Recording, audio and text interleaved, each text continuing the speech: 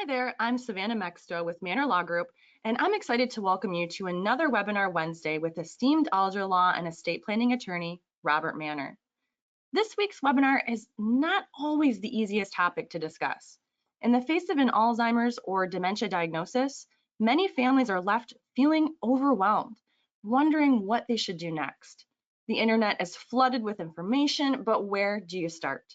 Today, attorney Bob Mannor will help sort through the confusion to discuss the truth about Alzheimer's planning and what you don't know, but probably should. Before I pass the mic to Bob, I'd like to cover a few housekeeping details. Now, why should you listen to what the folks at Mannor Law Group have to say? First, note that we're a nationally recognized and respected elder law and estate planning firm. All three of our attorneys are accredited by the Veterans Administration to assist veterans with claims and appeals. Attorney Bob Mannor is nationally board certified as an elder law attorney by the National Elder Law Foundation. He's one of only 19 attorneys in Michigan to achieve this designation. Bob is also a leader among elder law attorneys in Michigan. He is currently chair-elect of the State Bar of Michigan Elder Law and Disability Rights Section and past president of the National Academy of Elder Law Attorneys, Michigan chapter. Lastly, Mannor Law Group has been honored by readers of our local paper as the best or favorite law firm for the last 8 years in a row. Now, please note that even though Bob is an attorney, today's webinar will not give specific legal advice. I encourage you, if you do have a question about your unique situation, to please contact us after the webinar. Also, if you have a general question during today's presentation, please use the question box. If for some reason we don't get to your question, we will contact you after the presentation. Also note that today's presentation will be recorded and the replay will be sent out tomorrow so that you can share it with family, friends, or anyone who you think could benefit from this information. Now, without further ado, I'd like to welcome attorney Bob Mannor.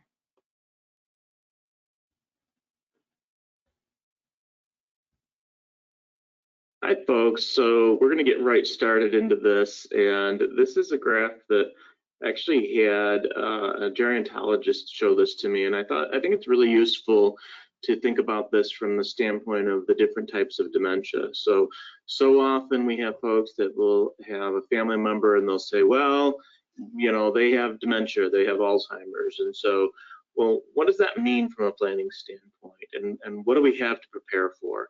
So when this was actually Dr. Weiss, who was a local gerontologist, showed me this, and I thought it was very useful. So the purple line represents the typical function over time for an Alzheimer's patient. That means there's basically this decline, and it's a fairly steady decline that's indicative of Alzheimer's. Now, a lot of times the clients that we have and the folks that have some form of dementia have what they call multiple modalities. And that just means, it's a fancy word of saying they've got lots of problems. They got lots of things wrong with them. And so it doesn't always follow this course because it's not necessarily just Alzheimer's, and Alzheimer's may not always follow this course. But as a general rule, Dr. Rice was explaining to me that Alzheimer's tends to take a fairly, gradual. It's not necessarily gradual in that it's slow, but it's a fairly even pace from over time, where there's a lack of functioning over time. What's important about that is distinguishing it from some of the others. So I have on here the example of vascular. So that's another one that we often will see. Someone has been diagnosed with vascular dementia. Well, that creates its own set of planning challenges, because rather than just a gradual decline, then there is a gradual decline and a cliff, and then a gradual decline and then a cliff. And overnight it seems like, well, they haven't dropped complete functionality. They have dropped significant functionality overnight, and you notice the trend never goes back up, right? So once there's that cliff, it tends to still be a gradual decline until the next cliff. Well, this is very important because, well, we have a little bit more time to prepare and to plan for the next stage and the next shoe to drop, or the next thing to happen when we're dealing with Alzheimer's. often with vascular dementia, the things might change overnight, and we might need to make a change in the level of care. We might need to make a change in the caregiving arrangements and the family situation, and whether we bring in outside caregivers or move into an assisted living or memory care or those types of things, nursing home. And so with vascular, those are always unpredictable as far as when there's going to be another drop like that, another cliff like that.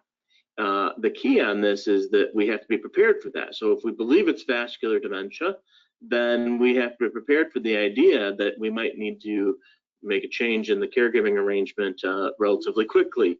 And so there's obviously different types of legal planning that we would want to make sure that we have in place, and not just the legal planning. It's one of the things that's a little bit different about our law firm is that we're not just here to fill out documents. That's the documents are the easiest things that we do, honestly. You know, of course, you got to make sure that the documents are good and they say the things that they're supposed to say and that they have all of the relevant details in it. But really, it's about making sure that we have a plan, and we have a plan in case there's a dramatic change in the functionality of our loved one. If they are unable to feed themselves or shower themselves or take care of their bathroom needs, and it happens overnight, well, we need to be prepared for that.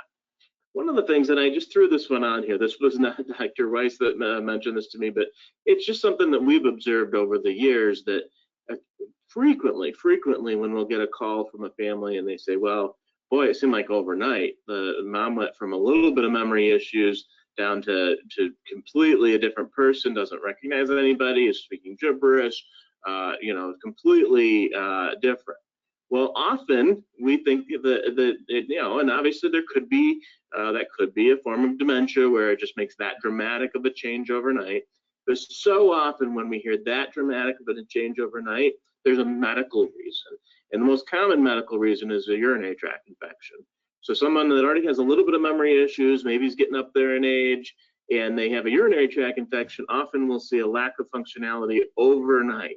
Well, the good news on that one is if we are able to treat that with antibiotic or whatever is necessary to treat that infection, often we'll be able to go back up. That's one of the very few ones where we're actually moving back in the right trend by treating that infection. So this is really important. So you think about that and you say, okay, Bob, you haven't even talked about the legal stuff yet. Well, actually I have, because each of these things we need to be prepared for what is what's going to come, and how do we make decisions, and how do we make sure that we can get the person the care that they need. And this one with the urinary tract infection, that's a particularly interesting one, because it could happen overnight where there was pretty good functionality, and then the next day there's no functionality. And well, what if that person now is being obstinate and refusing to participate or take medicine or go to the hospital or things like that? Well, we really need to make sure that they get that urinary tract infection treated.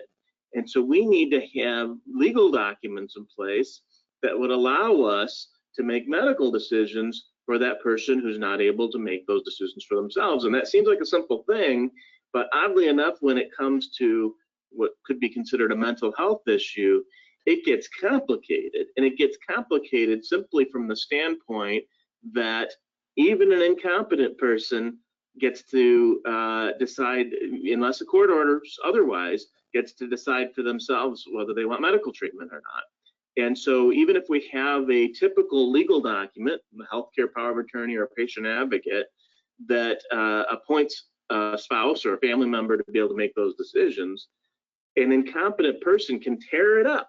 They can tear up that legal document. They can revoke that legal document, unless we have language in that document that says they can't tear it up or revoke it for some period of time. Now remember, this is already after somebody's been declared incompetent. So 2 doctors would have had to declare this person incompetent, but under Michigan law, they still have the right to tear up that legal document and say, well, I don't want my spouse making that decision. I don't want my daughter making that decision, okay? And so most legal documents, that's the vast majority of the ones that I see, that is the final answer, that the person, dad, mom, spouse, would be able to revoke that document even after they become incompetent or are declared incompetent by doctors. And now the only option we'd have is to go to court. Well, often in our documents, we are actually putting a provision in there. It's an optional provision. Everybody gets to make their own choices on this, but it is a provision in which it has a cooling off period where you can't revoke the document for 30 days. Why is that so important? Well, if you agree to that, the idea of not being able to revoke that document for 30 days makes sure that we could treat that UTI.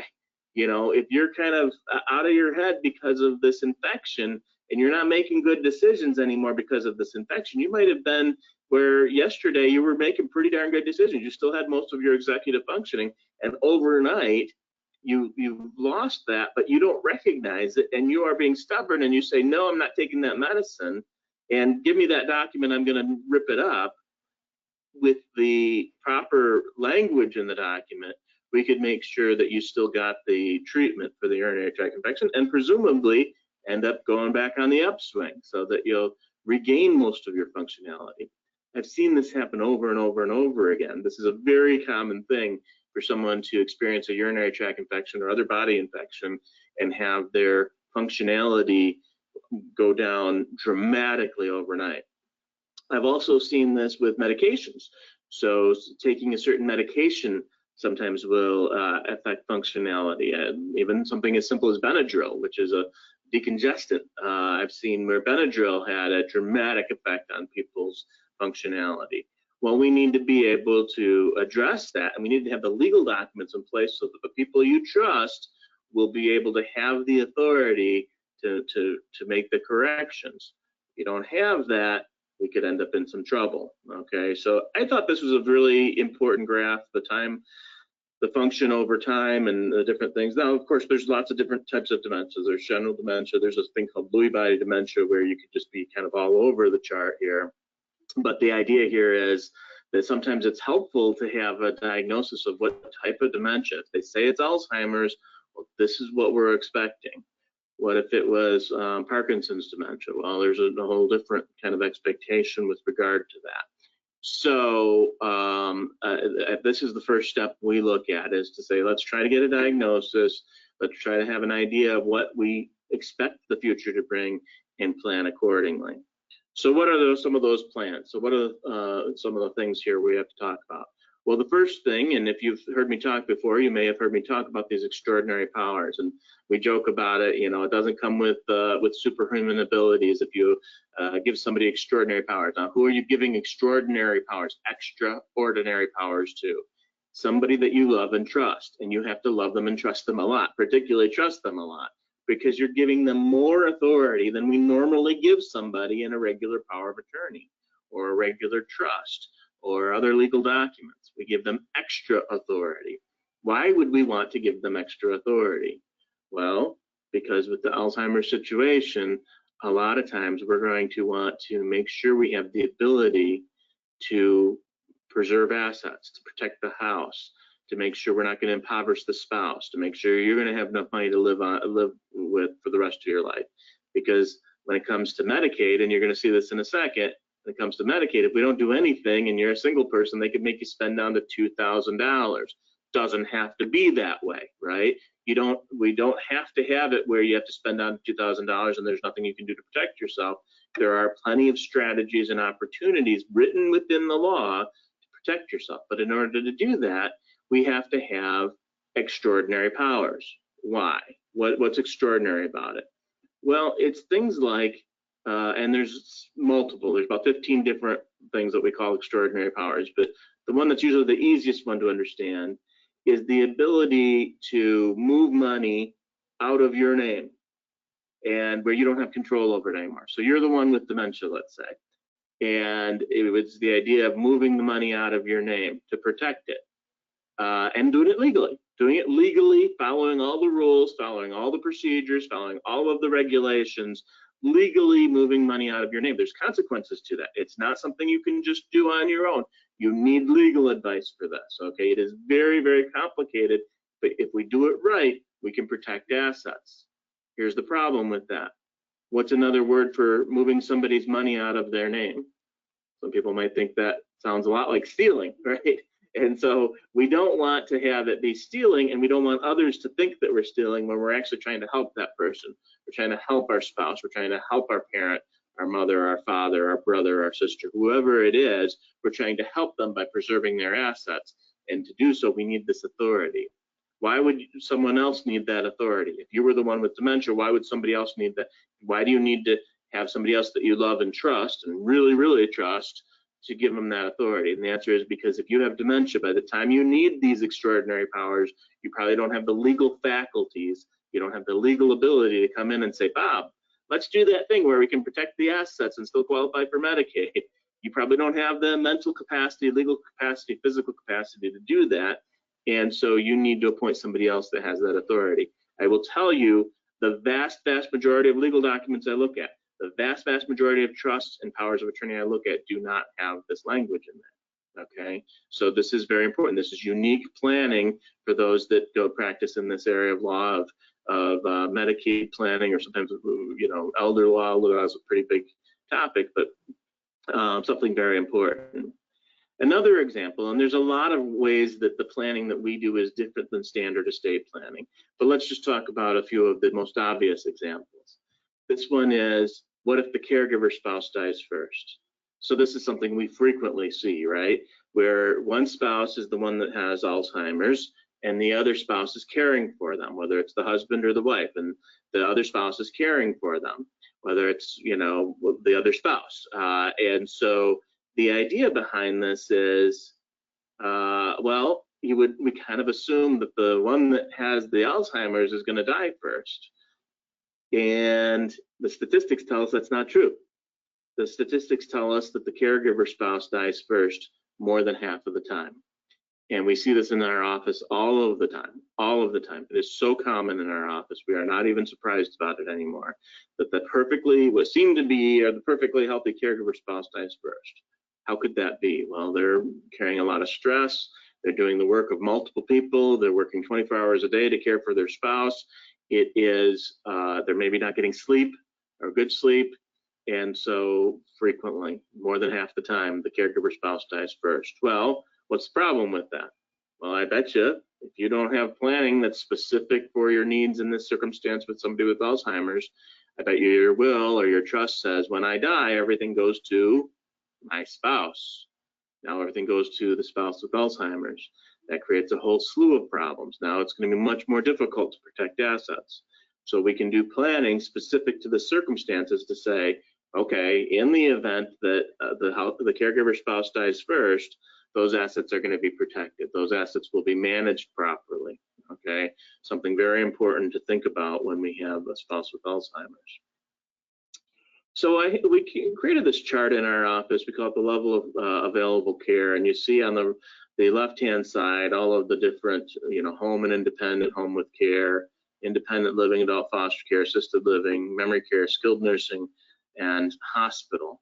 What's important about this is we go through and we talk about what the care is like, what the caregivers, how they're licensed, do they provide 24-hour medical care, is it locked to prevent wandering, could we qualify for veterans benefits to help pay for that? Can we qualify, will Medicare or Blue Cross pay for it? And then we talk about these 3 Medicaid programs. The 3 Medicaid programs are their program for all-inclusive care for the elderly, the waiver benefit, and nursing home Medicaid. Now, the PACE, program for all-inclusive care for the elderly, and waiver do have an income limit, okay? New nursing home Medicaid doesn't. So I'll have lots of folks come into my office and say, well, my spouse or my mom makes too much money for Medicaid. Well, that's only for certain types of Medicaid programs. Now, obviously, just to be clear, there's a lot more than 3 Medicaid options here. There's a lot more than 3 Medicaid programs here. These are just the ones that we usually look towards for paying for long-term care. There are some other ones too, but for long-term care, there's multiple Medicaid programs for different things. For, you know, women with children, you know, babies with, there's a lot of different Medicaid programs. I'm specifically talking about long-term care Medicaid programs. And unfortunately, they all have different rules. And so we got to keep that in mind too. So this is an interesting chart. If you're interested in this and how it relates to you, I'd be happy to schedule a consultation and kind of go through this with your specific circumstances. It does require some context. So this is a great chart. Happy to provide it to you, but it requires a little context and a little understanding of what the plan is. But we often will use this level of care chart to help figure out the next steps for an Alzheimer's patient. So what are we going to do now? Or what are we going to do, if this happens? And so this is a real helpful chart, but it requires some advice. It requires some help from our office to help you, walk through this and interpret it. Okay. So then we talk about one of the things that we talked about on that chart was the veterans benefit. If you're a veteran that served during a wartime period, we might be able to get some money that help pay for independent living or assisted living, nursing home, in-home care. You have to have served during a wartime period. You have to have 90 days of active duty. You have to have a discharge other than dishonorable, and you have to have reimbursed medical expenses that come close to or exceed your income. But then now there's a pretty clear asset check. Okay, you can have a house that doesn't count towards your assets plus 2 acres. You can have about $127,000 in other assets, and then there's a few other rules that's associated with this veterans benefit. What about if you have more than that?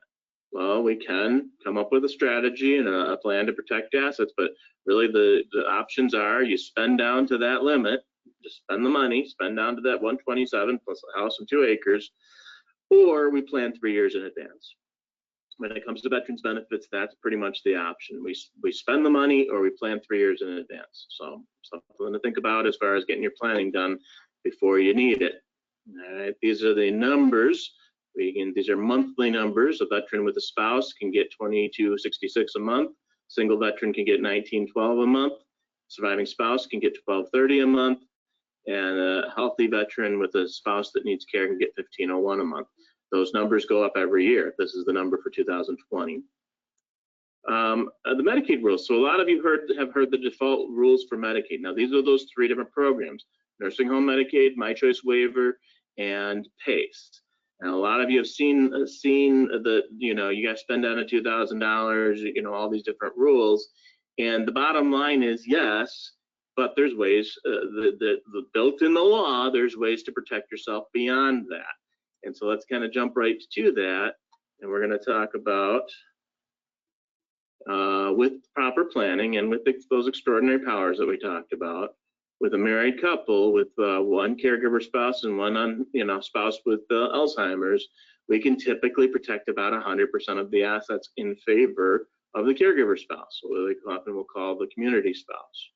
What about a single person? So a spouse has already passed away or there's no spouse, and for a single person, we typically can protect 50% or more of the assets plus the house. If we want to keep the house, we can typically protect the house and about 50% of the other assets. Now that sounds pretty bad until you realize if we don't do this planning, that we might have to spend out of the $2,000. So the idea is there is planning available, and you can and you should call us to make sure that we have your affairs in order beforehand, and then of course call us in the crisis situation. So the key thing on this is when somebody's been diagnosed with Alzheimer's, it is important to get good legal advice. There's a lot of great lawyers out there that do a lot of different types of law, and many of them are not going to be familiar with the things that we talked about today. So if you have a lawyer that might be a fantastic person and a fantastic lawyer, but they don't practice in this area of law, which is Medicaid and veterans benefits, and they don't do this every day for the last how many ever years, they're often not going to have at their accessible to them the options that we would have.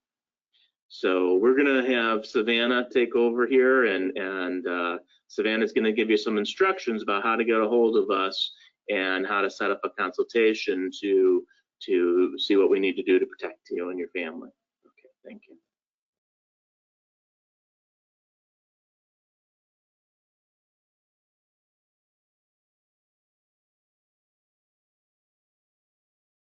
All right, as Bob mentioned, we do have an easy way for you to contact our firm. What you can do, there's a couple of options. One, you can always call our phone number, and I'll go ahead and put that in the chat now. It's 810-694-9000. And I'm going ahead and putting that in the chat if you are attending live today. So know that when you call our office, we'll ask you a few questions about your situation and then schedule an appointment if that's the best thing to do. If you're not able to call, I have sent out an email. You'll probably get it in about maybe 20 minutes. In that email, it will have a link. The link will allow you to go to a calendar, and you'll actually schedule a day and a time when a member of our team will give you a call. So that should be coming, like I said, in about 20 minutes. You'll open that email, click, and schedule a time, and our team will call you. On that phone call, you'll be able to ask any questions that you like about our firm, get to know our attorneys, get to know our practice and how we do things. We'll ask you questions about your situation. And then again, if you decide you'd like to make an appointment with us, or if we think that that's a great idea, we'll suggest that to you. If you call and we don't think it's a good idea for you to meet with our team, or if there's someone who might be able to do something different, or if you have a different need, we'll let you know and we'll refer you to them too. So I do encourage you to give us a call. Thank you again for attending, and I look forward to seeing you again next week.